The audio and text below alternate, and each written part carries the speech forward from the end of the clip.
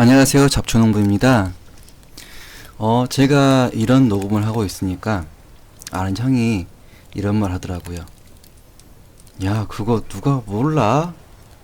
뭐 좀 정보될 만한 거 좀 말해 라고 하더라고요. 그래서 한마디 했죠. 나는 몰랐어.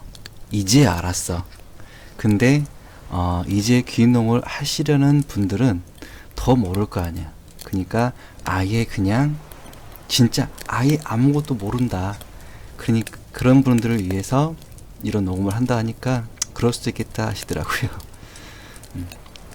저도 정말 공부를 많이 해서 왔는데 현장에 오니까 이게 또 알아야 할 게 너무 많더라고요. 그래서 지금 귀농을 계획하시는 분이 아니라 귀농을 좀 해볼까 생각하시는 분들을 위한 녹음이니까 그렇게 좀 알고 계세요.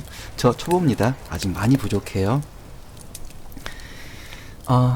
오늘은 전에 땅 이야기를 좀 했습니다. 부동산이 아니고 농사를 짓는 땅이요. 그 흙에 대해서 좀 더 깊이 한번 들어가 보려고 합니다. 자, 흙은 광물이죠. 어떤 광물이 부서져서 가루가 된 게 흙이죠. 그리고 그 안에는 동물의 사체라든가 아니면 식물의 사체들의 그런 유기물들이 있을 거고, 그리고 그 유기물들을 그리고 광물들을 조금씩 갉아먹으면서 성장하고 또 거기에서 이제 분화하는 그런 미생물들과 무슨 바이러스, 균 같은 것도 있을 거고요. 그리고 수분도 있을 거고. 자, 여기서 이걸 제가 깊이 말씀드리는 이유가 제가 전 그 영상에서 말씀드렸는데 우리나라의 기본적인 흙은 보비력이라는 게 굉장히 약하다고 합니다. 보비력이 무엇이냐? 뭔가를 머금고 있는 능력입니다. 수분을 머금고 있는 능력, 그 다음에 비료기를 머금고 있는 능력. 그러니까 모래 알갱이는 물을 흡수 못하잖아요. 근데 그 더 잘 자란 흙은 물을 흡수하고 있잖아요. 스폰지는 물을 흡수하고 있지만 돌멩이는 물을 흡수하지 못하고 있는 것과 마찬가지입니다. 흙 속에 어떤 광물이 기본적으로 있느냐에 따라서 보비력, 비료를 머금고 있는 그런 능력이 좀 정해진다는 이야기입니다. 그리고 이 흙이 그 약간 진흙처럼 모래라든가 이런 알갱이가 없이 다 굉장히 고운 입자로만 돼 있다면 보호비력은 좋겠지만 물을 배출할 수 있는 능력은 굉장히 또 떨어질 거예요. 물을 제대로 흘려보내지 못하니까요. 이런 것들이 좀 흙을 좀 결정을 합니다. 그러니까 그 모래와 약간의 자갈과 그리고 그런 또 그 아주 미세한 입자로 된 흙이 굉장히 잘 섞여 있어야지만 좋은 땅이라고 부를 수 있겠죠. 그리고 이제 이 자갈들도 어느 정도가 있고 없고의 좀 차이가 또 있어요. 자갈이 또 너무 많으면 이게 좀 무겁다 보니까 땅을 누르고 그래서 땅이 좀 이제 거칠어지거나 땅이 딱딱해지는 좀 그런 게 있습니다. 그냥 땅을 볼 때, 그러니까 땅에 있는 흙을 볼 때 이러한 점들도 고려해서 보셔라라고 대충 이제 설명을 좀 드렸고요. 이제 보비력이 좋은지 안 좋은지는 그냥 봐서는 알 수가 없어요. 전문가들도 그건 좀 알 수가 없더라고요. 그래서 이제 작물을 좀 심어 봐야지만 어느 정도 알 수는 있겠죠. 근데 이제 근데 우리나라 땅은 대부분이 보비력이 좋지 않은 땅이다라고 이제 생각하시고 이제 접근하시면 될 것 같고요. 그럼 보비력이 좋게 하기 위해서 어떻게 해야 되느냐? 유기물을 많이 넣어주면 됩니다. 광물은 아까 말한 모래 알갱이, 흙 알갱이 이런 광물들은 보비력을 그렇게 많이 가지질 못해요. 하지만 유기물, 그러니까 나무의 부스러기 또는 동물의 사체 이런 것들은 약간 스폰지 같은 역할을 합니다. 땅속에서 수분과 그런 양분들을 좀 머금고 있는 역할들을 할 수 있어요. 그래서 제가 아시는 분은 아예 땅에다가 그 처음부터 그 소에서 나오는 똥, 네, 그거를 굉장히 많이 넣어서 몇 차례 땅을 갈아엎고 시작하시는 분도 계시더라고요. 그리고 어떤 분은 그 땅 위에다가 거의 3, 40cm 정도로 새로운 땅을 만들어 버리는 분도 계시고요. 네, 그 방법은 여러 가지고요. 본인의 땅이 좋다면 굳이 그렇게 하지 않아도 되겠죠.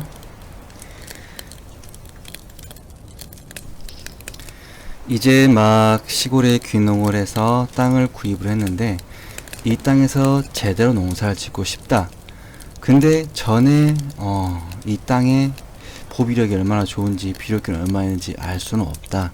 그러면은 전에 영상 잠깐 말씀드렸었는데 이 땅을 한번 깊게 한번 갈거나 뒤엎고 거기에 퇴비를 굉장히 많이 넣어서 몇 차례 더 갈아서 이 퇴비가 어느 정도 그 안에서 숙성이 되면은 그때 작물을 심어 보십시오. 그러면 아마 실패는 거의 없을 거라고 생각이 들어요. 그리고 이제 흙 이야기가 나온 김에 좀 더 설명을 좀 드릴게요. 우리가 그 식물을 땅 속에 심으면 이 식물의 씨앗은 가장 먼저 나오는 게 뿌리입니다.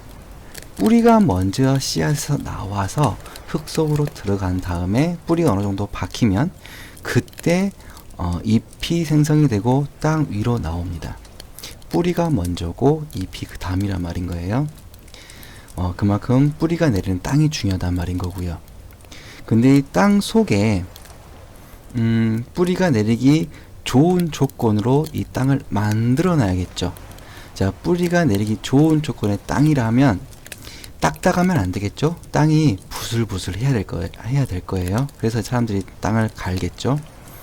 그리고 땅 속에는 어느 정도 수분도 있어야 될 거고 이 땅 속에는 또 양분도 있어야 될 거예요. 자, 저희가 이제 시골에 내려와서 제가 좀 헷갈렸던 게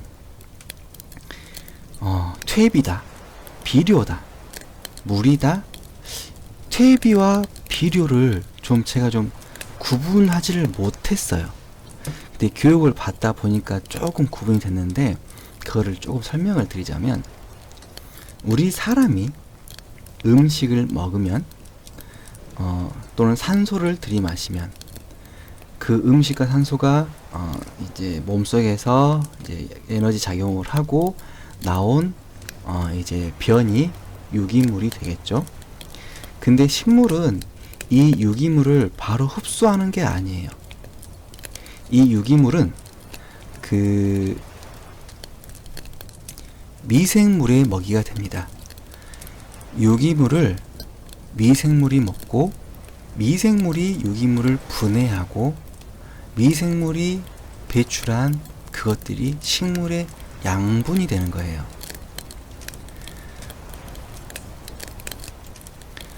우리 사람은 주식인 밥과 고기도 먹지만 이제 비타민, 무기질 이런 것도 또 섭취를 하잖아요. 식물에게는 햇볕이 사람에게 밥이나 마찬가지입니다. 그리고 땅 속에 있는 각종 유기물이 분해되어 있는 그런 양분들이 사람에게는 비타민과 같은 그런 미량 요소가 되는 거예요. 우리가 화학 비료를 뿌려주는데 그 화학 비료가 질소, 인상, 칼륨막 이런 것들이에요. 어떤 회사에서 나오는 제품은 인이 많고 어떤 제품은 칼슘이 많고 어떤 제품은 막 그 질소가 많고 그러는데 어떤 작물에 따라 조금씩 다릅니다. 이런 비료들은 우리 사람으로 치자면은 약국에서 먹는 그런 비타민제라고 보시면 되고요. 제가 아까 말씀드렸던 그 사람의 분변을 미생물이 먹고 만들어낸 양분들은 우리 사람이 그냥 상추라든가 배추랑을 먹었을 때도 비타민을 섭취할 수 있잖아요. 그렇게 생각하시면 될 거예요. 뭐가 좀 복잡하게 말했죠? 정리 한번 할게요. 사람에게 밥은 식물에게 햇볕이고, 사람에게 더 필요한 미량 요소의 양분은 식물에게는 미생물이 분해한 그런 양분들일 거고요. 사람에게 약국에서 사 먹는 비타민제는 식물에게는 화학 비료라고 부르는 그런 질소 인산 칼륨, 이렇게 생각하면 될 거예요.